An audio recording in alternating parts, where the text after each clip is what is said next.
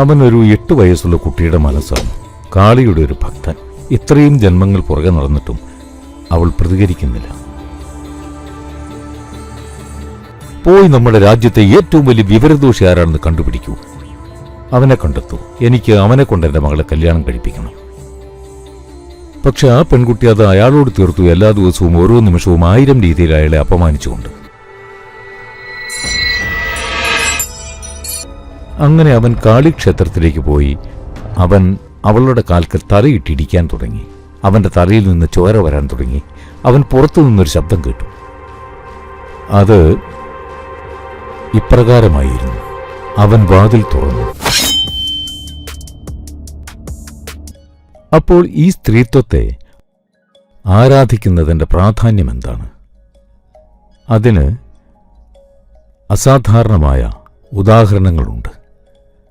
അദ്ദേഹത്തിൻ്റെ പേര് കാളിദാസൻ എന്നായിരുന്നു. കാളിയുടെ ഒരു ഭക്തൻ. നോക്കൂ, കഥകൾ വഴിയിലുടനീളം ചെറിയ ചില അധിക അലങ്കാരങ്ങളൊക്കെ കൈവരിക്കാറുണ്ട്. പക്ഷെ പ്രധാനപ്പെട്ട കാര്യം അതെന്താണ് പറയാൻ ശ്രമിക്കുന്നത് എന്നതാണ്.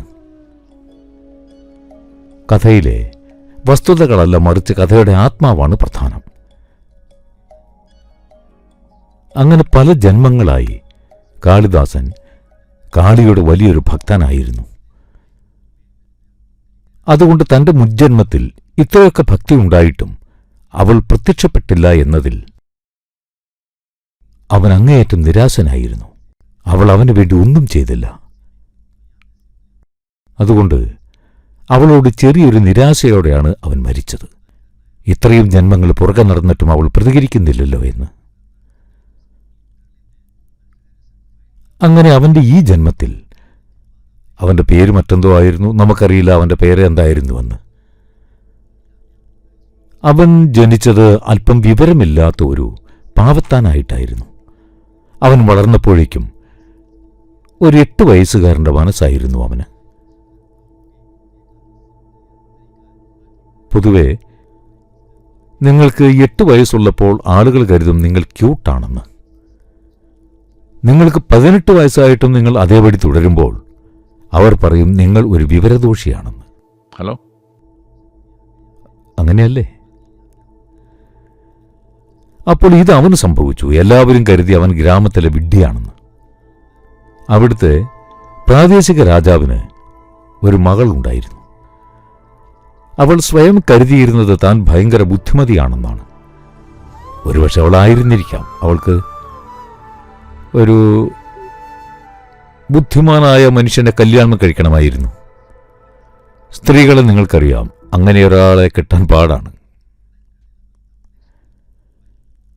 കാരണം അവൻ അത്രയും സ്മാർട്ടാണെങ്കിൽ അവൻ എന്തിനാണ് നിങ്ങളെ കല്യാണം കഴിക്കുന്നത്?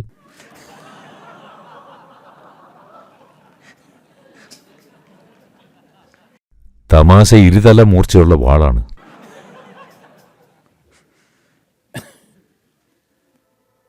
അപ്പോൾ അവളെ കല്യാണം കഴിക്കാൻ വന്നവരെയൊക്കെ പല രാജ്യങ്ങളിൽ നിന്നും, കാരണം അവൾക്ക് ഒരു രാജകുമാരനെ മാത്രമേ കല്യാണം കഴിക്കാൻ പറ്റൂ, പലരും വന്നു അവൾ അവരെയൊക്കെ വിഡ്ഢികളെന്ന് പറഞ്ഞ് നിരസിച്ചു. അവൾ പറഞ്ഞു അവരെനിക്ക് പറ്റിയവരല്ല എന്ന്. ഈ ആലോചനകളെ നിരസിക്കുക മാത്രമല്ല ചെയ്തത്, അവരെ വിഡ്ഢികളെന്ന് വിളിച്ച് അപമാനിക്കുകയും ചെയ്തു.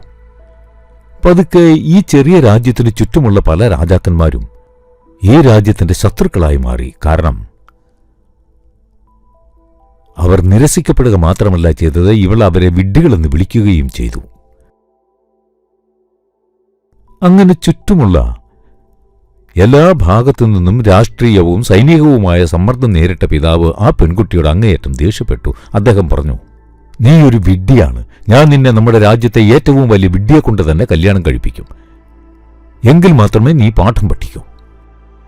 അദ്ദേഹം അവളെ നന്നായി ശകാരിച്ചു. എന്നിട്ട് തന്റെ ആളുകളോട് പറഞ്ഞു, പോയി നമ്മുടെ രാജ്യത്തെ ഏറ്റവും വലിയ വിവരദോഷി ആരാണെന്ന് കണ്ടുപിടിക്കൂ. അവനെ കണ്ടെത്തൂ. എനിക്ക് അയാളെക്കൊണ്ട് എന്റെ മകളെ കല്യാണം കഴിപ്പിക്കണം.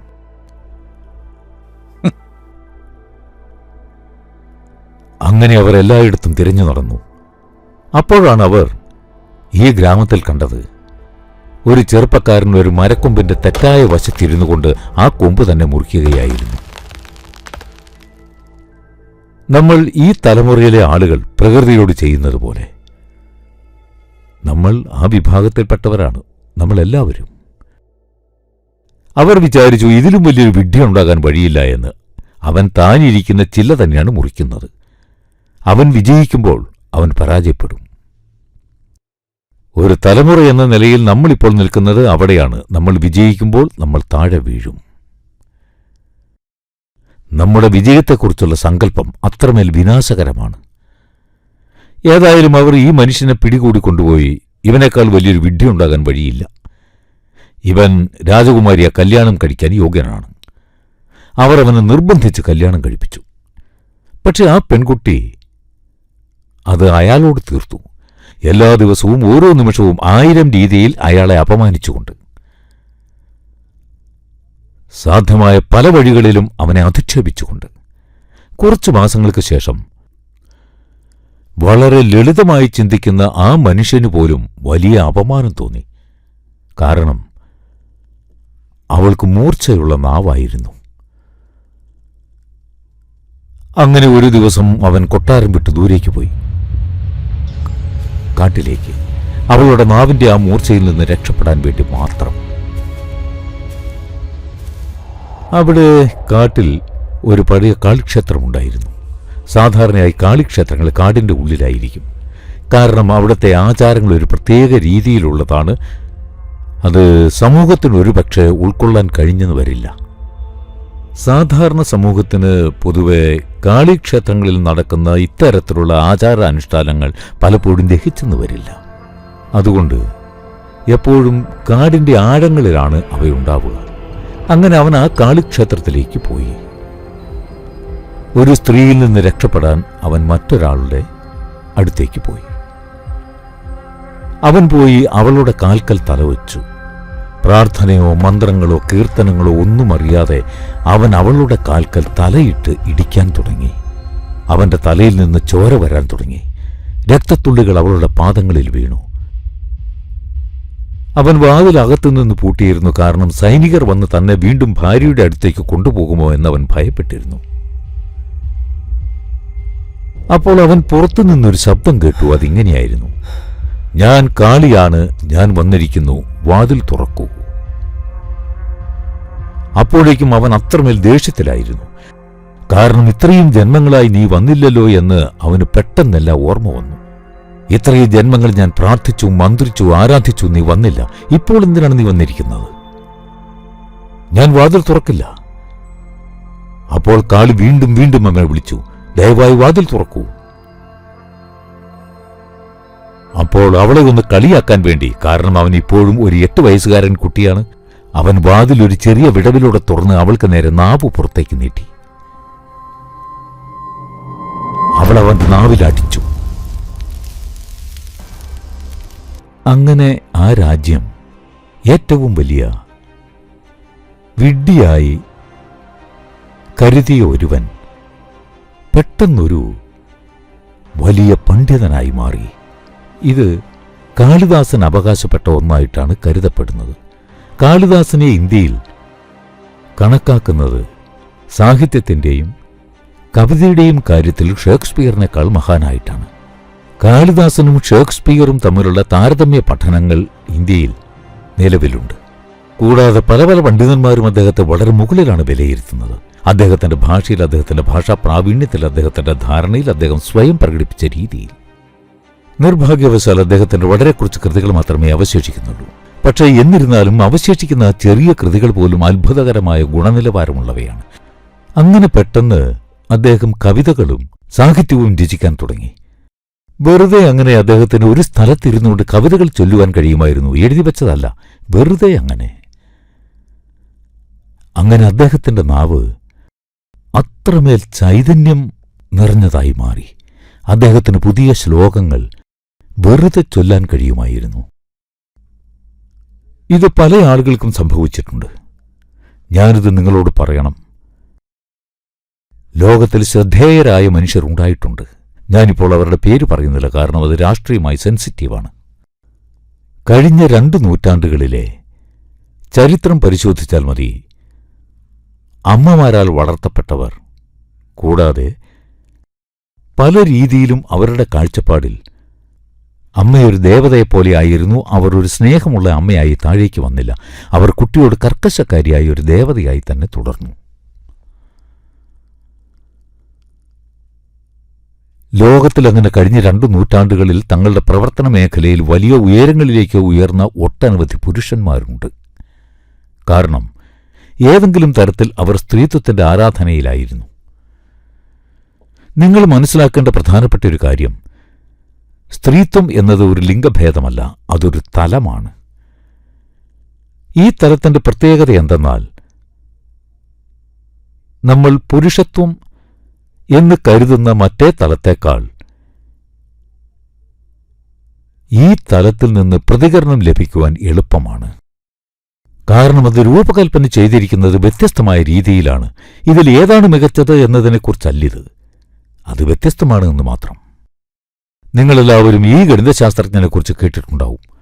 കുറച്ചു വർഷങ്ങൾക്ക് മുമ്പ് അദ്ദേഹത്തെക്കുറിച്ച് സിനിമയും വന്നിരുന്നു, രാമാനുജൻ. രാമാനുജൻ എങ്ങനെയാണ് ഗണിതശാസ്ത്രം വർഷിച്ചതെന്ന്. വളരെ സങ്കീർണമായ ഗണിത സമവാക്യങ്ങൾ. 20-ാം നൂറ്റാണ്ടിന്റെ തുടക്കത്തിൽ ബ്ലാക്ക് ഹോളുകളെക്കുറിച്ച് യാതൊരു സങ്കല്പവുമില്ലാതിരുന്ന ഒരു കാലത്ത് അദ്ദേഹം ബ്ലാക്ക് ഹോളുകളെ വിവരിക്കുന്ന ഗണിതശാസ്ത്രം സൃഷ്ടിച്ചു. എപ്പോഴും ശാസ്ത്രീയ പ്രക്രിയകളിൽ അല്ലെങ്കിൽ ശാസ്ത്രീയ ഗവേഷണങ്ങളിൽ ആദ്യം ഒരു സിദ്ധാന്തമാണ് വരുന്നത്. അത് എന്തായിരിക്കാം എന്നതിനെക്കുറിച്ചുള്ളൊരു സങ്കല്പം. പിന്നീട് അത് തെളിയിക്കാൻ ശ്രമിക്കുന്നു. ഒന്നുകിൽ അനുഭവവേദ്യമായ തെളിവുകൾ ഉണ്ടെങ്കിൽ അത് സാധ്യമാണ്.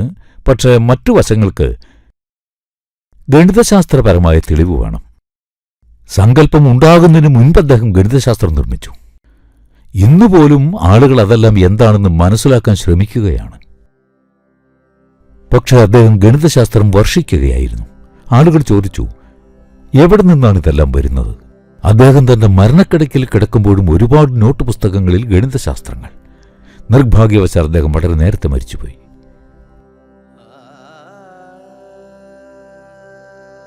അദ്ദേഹം പറഞ്ഞു, എന്റെ ദേവിയുടെ രക്തമാണ് ഗണിതശാസ്ത്രം. So, these are little magnified stories, but it is not out of sync with what can happen. One who attains to the grace of the Devi. ജീവിതത്തിൽ നിങ്ങൾ എന്തു തന്നെ ചെയ്യുകയാണെങ്കിലും, നിങ്ങൾ ബിസിനസ് ചെയ്യുകയായിരിക്കാം, നിങ്ങൾ ഏതെങ്കിലും പ്രൊഫഷണൽ ആയിരിക്കാം, അല്ലെങ്കിൽ നിങ്ങളൊരു കലാകാരനായിരിക്കാം, ഒരു സംഗീതജ്ഞനോ യോഗിയോ ആകാം. നിങ്ങൾ എന്തുമായിക്കൊള്ളട്ടെ, നിങ്ങളുടെ പ്രവർത്തനങ്ങളെ നിങ്ങൾക്ക് മറ്റൊരു തലത്തിലുള്ള പ്രവൃത്തിയിലേക്ക് ഉയർത്തുവാൻ നിങ്ങൾക്ക് ദേവിയുടെ അനുഗ്രഹം ആവശ്യമാണ്. ഈ അനുഗ്രഹം സ്പർശിച്ച ഒരാൾ സ്വാഭാവികമായും മറ്റുള്ളവർ അത്ഭുതമെന്ന് കരുതുന്ന രീതിയിൽ ഉയരും. നിങ്ങൾക്ക് ലോകത്തിൽ ഒരു പ്രകടനം കണ്ടെത്തണമെന്നുണ്ടെങ്കിൽ നിങ്ങൾക്ക് ദേവിയുടെ അനുഗ്രഹം വേണം. നിങ്ങളതൊരു മന്ത്രം ജപിച്ചുകൊണ്ട് ചെയ്താലും, നിങ്ങളൊരു ക്ഷേത്രത്തിലേക്ക് പോയിട്ടാണെങ്കിലും, അല്ലെങ്കിൽ ആ തലം നിങ്ങളുടെ ഉള്ളിൽ തന്നെ ഉണ്ടെന്ന് തിരിച്ചറിഞ്ഞുകൊണ്ടാണെങ്കിലും, അല്ലെങ്കിൽ സ്ത്രീത്വമുള്ള ഒന്നിനെ ഉയർത്തിക്കാണുകയാണെങ്കിലും, അല്ലെങ്കിൽ വെറുതെ പ്രകൃതിയിൽ ഇരുന്നു കൊണ്ടാണെങ്കിലും, അതെങ്ങനെ ചെയ്യുന്നു എന്നത് പ്രശ്നമല്ല. പക്ഷെ നമ്മൾ സ്ത്രീത്വം എന്ന് പരാമർശിക്കുന്ന തലം, അത് നിങ്ങൾ വഴങ്ങുമ്പോൾ ലോകത്തിലെ നിങ്ങളുടെ പ്രകടനത്തിനും ആവിഷ്കാരത്തിനും വലിയൊരു ഉണർവ് ലഭിക്കും. അതുകൊണ്ടാണ് നമ്മൾ ഈ ഭൈരവി സാധന പുരുഷന്മാർക്കും കൂടി തുറന്നു കൊടുക്കുന്നത്.